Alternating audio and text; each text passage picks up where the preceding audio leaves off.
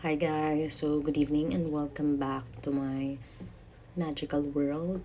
We are still um yeah, we are still doing what needs to be done on a daily basis, and it's 23:55 and evening right now. Today is January 10th, 2025. So if you are new to my channel, um hello. So I'm going to read for you 2 pages from the book Mastery. So uh, let's start. Okay, so mamaya na tayo mag-chika. Although wala naman tayong nothing relevant nowadays. So annoying, right? But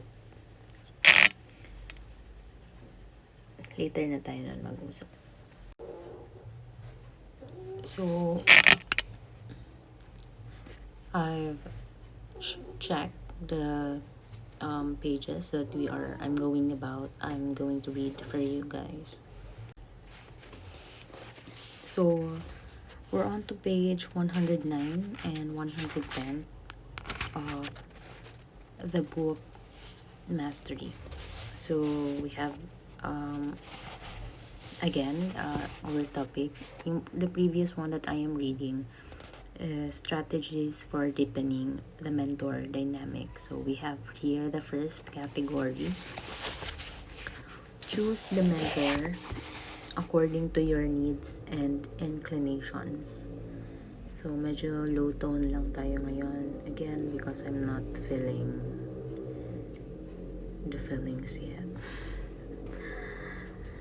So, in 1888, the 20-year-old Frank Lloyd Wright, I don't know if I'm pronouncing it, but check nyo na lang guys, okay? Was an apprentice draftsman at the prestigious Chicago firm of Joseph. Then, I'm so disoriented. Wait lang. Chicago firm of Joseph Lyman Silsby.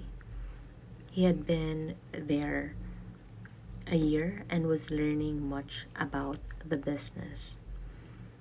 But he was getting restless. In his mind, he could already envision a totally new lifestyle, a totally new style of architecture that would revolutionize the field.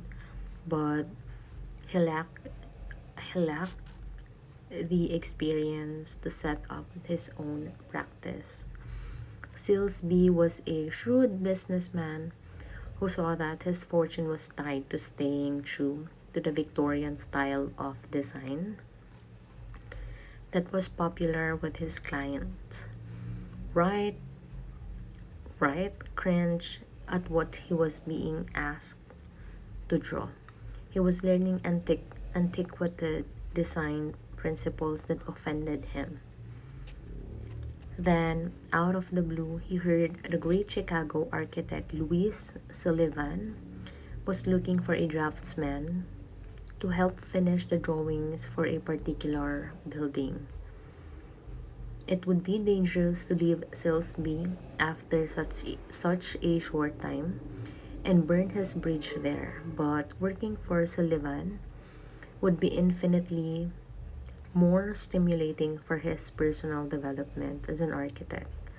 Sullivan's firm was at the forefront of designing skyscrapers, utilizing the latest advances in materials and technology. Wright went on a charm offensive to secure the position. He managed to get a personal interview and showed Sullivan some of the more interesting drawings he had done on his own. He engaged him in a conversation about art and philosophy, Knowing Sullivan's own aesthetic predilections, Sullivan hired him for a job and a few months later made him an apprentice draftsman in his firm. Wright cultivated a personal relationship with him, eagerly playing the role of the son that Sullivan had never had. With his talent and Sullivan's blessing, he quickly rose to the position of head draftsman in the firm. Wright became, as he put it, the pencil in Sullivan's hand. So, in 1893, Sullivan fired him for moonlighting, but by then, Wright had learned everything he could and was more than prepared to step out on his own. Sullivan had given him in those 5 years an education in modern architecture that no one else could have provided. So, in 1906, Carl Jung was a promising 31-year-old psychiatrist renowned for his work in experimental psychology and holding an important position at the famous Burgol, Burgol, Burgolsli Psychiatric Hospital in Zurich. I don't know, check the pronunciation. I don't live there. So, use your sentido común. But despite the apparent success in his life, he felt insecure. He believed that his interest in the occult and strange psychic phenomenon was a weakness he needed to work through. He was frustrated that his treatment of patients was often not effective. He worried that his work had no legitimacy and that he lacked a certain rigor. He began to correspond with the founder of the psychoanalytic field, Sigmund Freud, 51 years old at the time, was ambivalent about Freud. He admired, even worshipped him as a pioneer in the field, but he did not like his emphasis on sex at, as the determining factors in neurosis. Perhaps his aversion to these aspects of Freudian psychology stemmed from his own prejudices or ignorance and needed to be overcome by stalking it out. In their correspondence, they quickly developed a good rapport, and Jung was able to question the master about masters of psychology he did not fully understand. A year later, they finally met in Vienna and talked nonstop for 13 hours.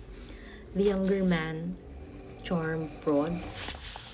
He was so much more creative than his other acolytes. He could serve as his successor in the psychoanalytic movement. So for Jung, Freud could be the father figure and mentor he so desperately needed, a grounding influence. So I miss my college friend. She is Amira. So she's a Muslim, and when I am Hello billionaire. wait lang. When I'm surrounded by her, ang ingay ng pamangkin ko. Wait lang. Yeah, so let's continue. What was I'm saying is that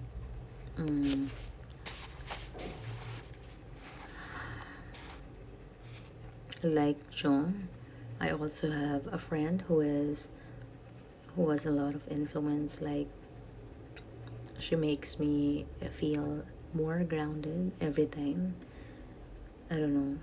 She's an earth sign, and her energy that just, makes me slow down, helps me slow down, naturally makes me slow down things because usually I'm in a rush. I'm a fire sign, and you know exactly what I'm saying when you are one. Dami namang dito. Disturbance. Wait lang.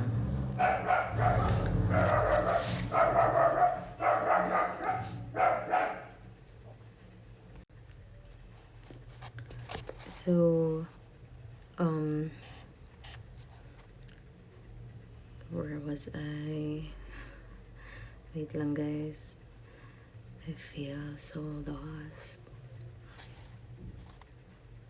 So they traveled together to the United States, saw each other on frequent visits, and corresponded incessantly.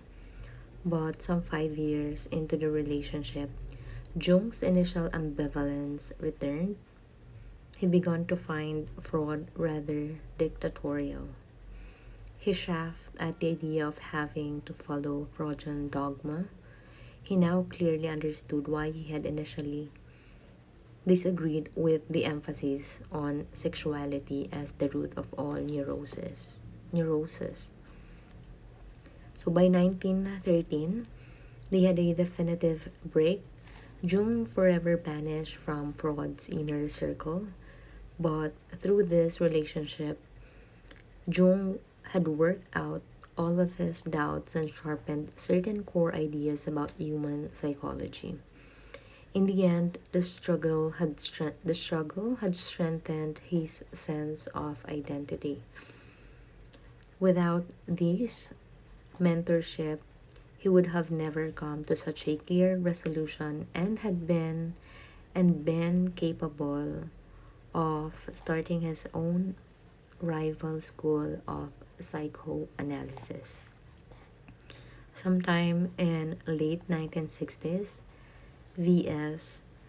Ramakandran, a medical student at a college in Madras, came upon a book called Eye and Brain, written by an eminent professor of neuropsychology, Richard Gregory.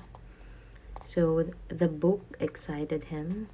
The style of writing, the anecdotes, the provocative experiments he recounted, inspired by the book, Ramachandran did his own experiments on optics and soon realized that he was better suited for the field than medicine. In 1974, he was admitted into the PhD program of Cambridge University in Visual Perception. So Ramachandran had been raised on stories of the great English scientists of the 19th century and the almost romantic quest for truth that science seemed to represent. So he loved the part that speculation played in the great theories and discoveries of men such as Faraday and Darwin. He imagined it would be somewhat similar at Cambridge, but to his surprise, the students and professors tended to treat science as a kind of 9 to 5 job. So it was a competitive, cutthroat, almost corporate environment. He began to feel gloomy and alone in a strange country. Then one day, Richard Gregory himself, a professor at Bristol University, came to Cambridge to give a lecture.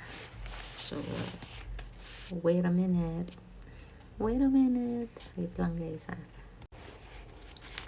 So, yeah. So, I think we are done for today.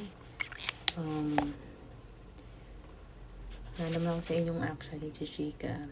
I just ate a while ago with my aunties because it's the birthday of my aunt Margie. So, yan. Happy birthday and thank you for inviting me there. So, also to all of you guys, thank you for listening and thank you for helping me make this world a better place for all of us and for the future generation. When I feel better, then maybe we can talk more. But right now, we should sleep. I still have work tomorrow. So, I'll see you again.